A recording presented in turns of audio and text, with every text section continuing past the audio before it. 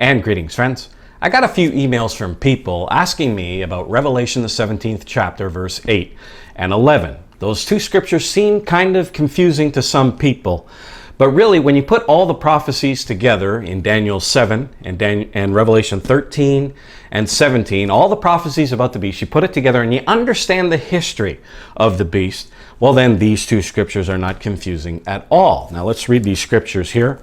Revelation 17:8. It says, "The beast that thou sawest was and is not, and shall ascend out of the bottomless pit and go into perdition." And then a little later on it says, "Behold, the beast that was and is not and yet is." And then in verse 11 it says, "And the beast that was and is not, he is the eighth, and is of the seven, and goeth into perdition." Seems kind of confusing, but like I said, if you understand the history of it, it is not confusing at all. Now, when you go back to Daniel 7, you see the fourth beast, which all biblical commentaries will tell you, is the Roman Empire. And on this beast, it had 10 horns. Now, then you see a little horn come up and plucked up the first three out by the roots. And those three horns, now horns is a symbol of a government.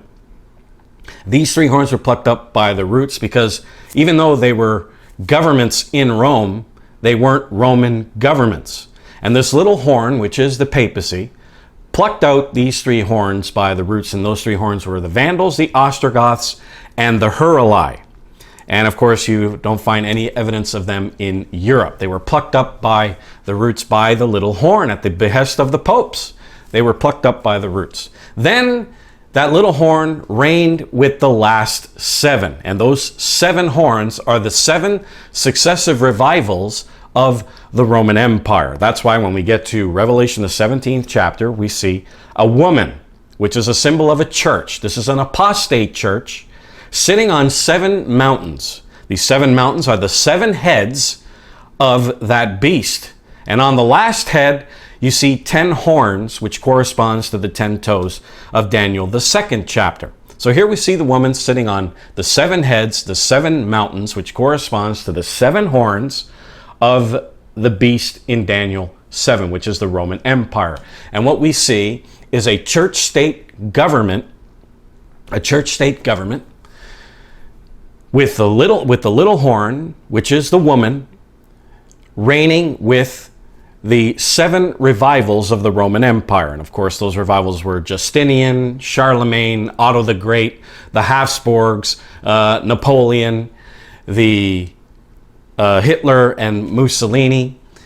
And so these are the revivals of the Roman Empire. And of course, the Vatican, the Pope, reigned with all 6, and then the 7th one that's coming, he will reign with that 7th one as well. So it reigned with the 6th, it's going to reign with the 7th as well. Let's go to the scripture. Notice what it says. "The beast that thou sawest was imperial Rome." It was. And then it says, "and is not." When you go back to Revelation, the 13th chapter, verse 3, notice it says, "And I saw one of the heads, as it were, wounded to death." So this Roman Empire, imperial Rome, is not. It is now gone. It doesn't exist any longer. Then it says, "And it shall ascend out of the bottomless pit." Those are the 7 successive revivals, because it says here, back in Revelation 13, "And his deadly wound was healed." So it's ascended. And so it revived itself, and that happened under Justinian. When the Roman Empire fell in 476 AD, Justinian came and, of course, revived the Roman Empire and called it the Holy Roman Empire because it reigned with the Pope in Rome. So it says, "The beast thou saw, which you saw was," that's imperial Rome, "and is not, received a deadly wound, and it shall ascend out of the bottomless pit." It was revived. And then we have the revivals of the Roman Empire, the Holy Roman Empire. And then it says, "Behold, the beast that was," that's imperial Rome, "and is not," that's the deadly wound, "and yet is."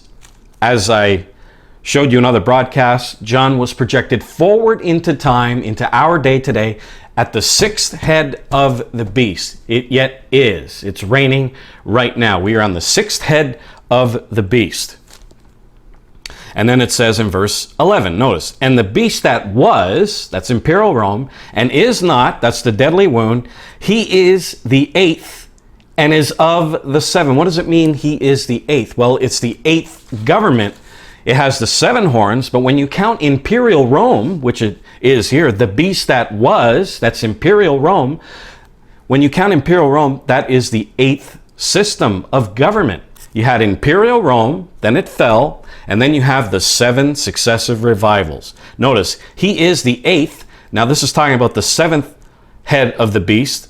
He is the eighth. The seventh head is the eighth system and is of the seven. He is the seventh and final revival of the Roman Empire. But he is the eighth system when you count imperial Rome. And then it says he goeth into perdition.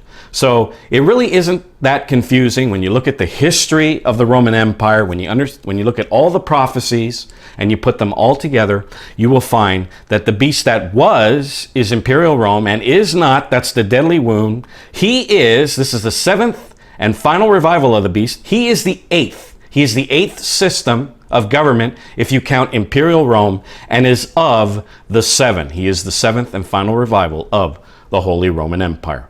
So really, the scripture isn't all that confusing when you understand the history of Rome and you put all the prophecies together.